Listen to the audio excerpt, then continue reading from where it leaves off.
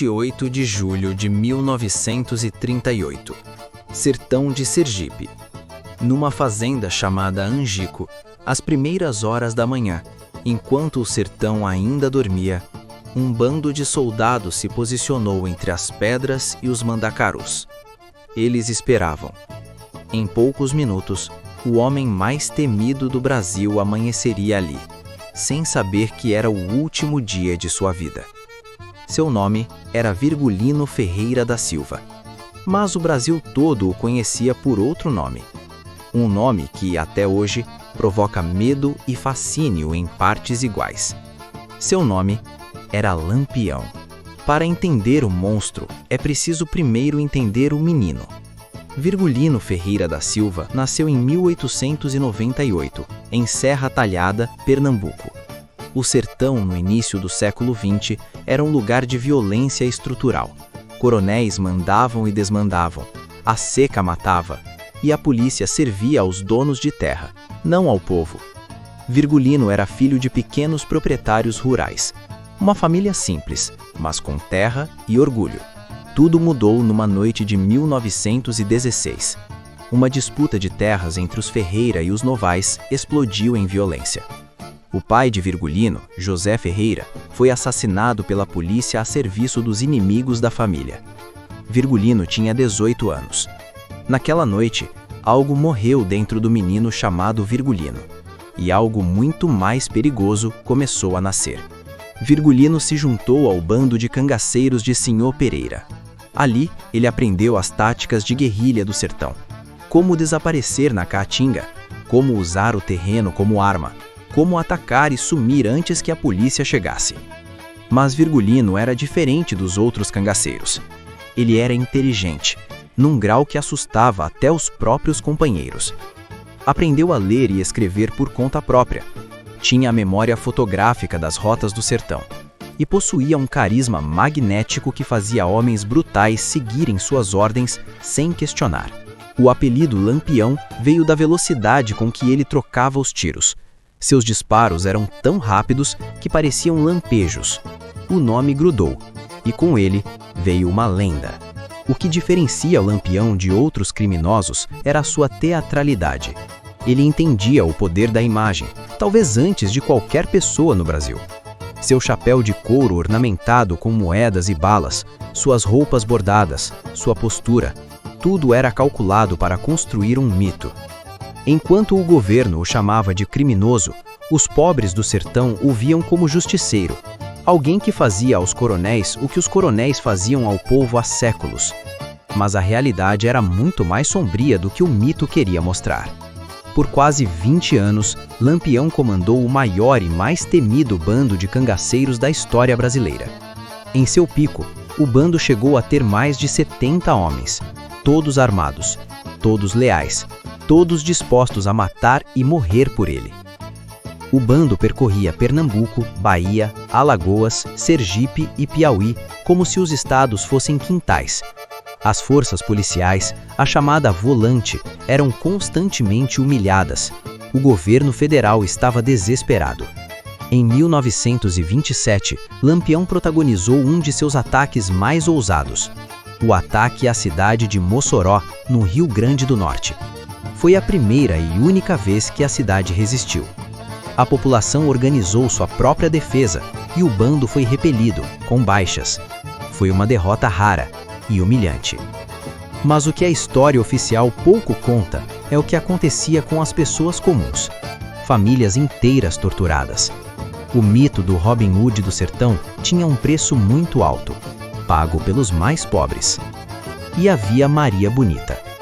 Rosa dos Santos, conhecida como Maria Bonita, foi a primeira mulher a entrar oficialmente em um bando de cangaceiros. Ela era a companheira de Lampião e, segundo relatos da época, uma das pessoas mais temidas do bando. Maria Bonita não era apenas a namorada do bandido. Ela atirava, planejava ataques e executava ordens com a mesma frieza que qualquer homem do bando. A história romantizou a relação dos dois. A realidade era muito mais complicada. Durante décadas, o governo enviou tropas atrás de Lampião. Centenas de soldados, dezenas de emboscadas. Tudo falhou. O homem conhecia o sertão melhor do que qualquer coronel ou general. A Caatinga era sua fortaleza natural, e ele a usava com uma inteligência que humilhava o Estado brasileiro repetidas vezes.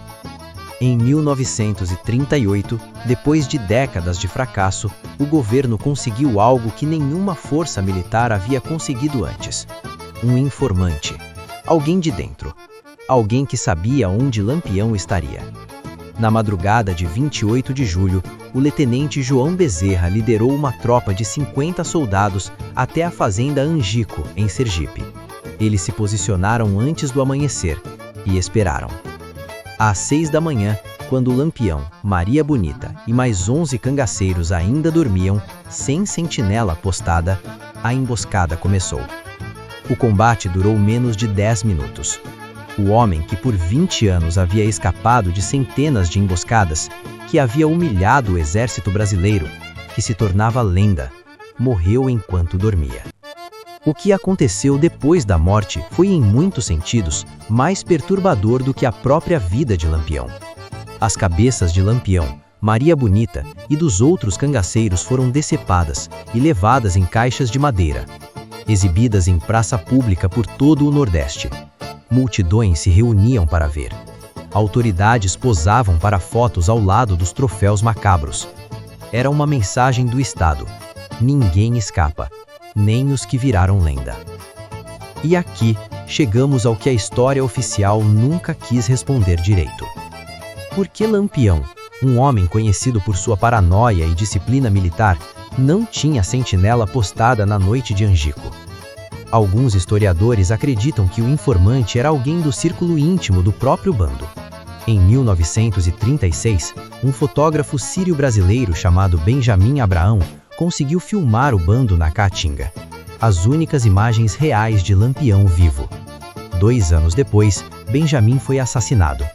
Nunca se provou quem mandou matar. Lampião era herói ou vilão? A resposta honesta é: ele era as duas coisas.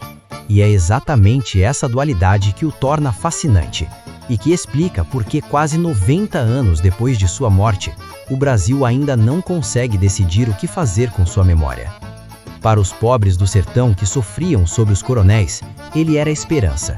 Para as famílias que ele destruiu, ele era o próprio demônio. Para o Estado, ele era uma ferida que precisava ser apagada. E para a história, ele é um espelho, refletindo tudo que o Brasil preferia não enxergar em si mesmo. O sertão guarda muitos segredos, e a história de Lampião é apenas o primeiro deles. Se você chegou até aqui, você é o tipo de pessoa que este canal foi feito para encontrar. Inscreva-se, ative o sino, porque as próximas histórias são ainda mais sombrias. Bem-vindo ao Sertão Sombrio. Antes de você ir, uma pergunta que não sai da minha cabeça. Lampião foi herói ou bandido? Deixe a sua resposta nos comentários. Não existe resposta errada, e é exatamente essa dúvida que faz essa história durar quase 100 anos. Na semana que vem, o Sertão Sombrio volta com um caso que o governo tentou apagar para sempre. Inscreva-se e ative o sino. E se você conhece alguém que precisa saber dessa história, manda esse vídeo para essa pessoa agora.